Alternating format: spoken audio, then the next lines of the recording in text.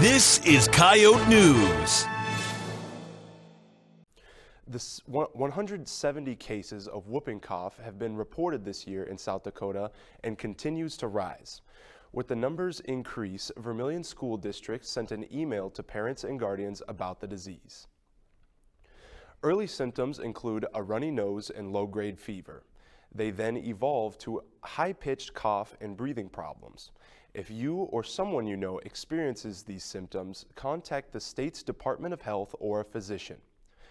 The school reminded parents and guardians that in case of any illness, students must be fever-free 24 hours before returning to school.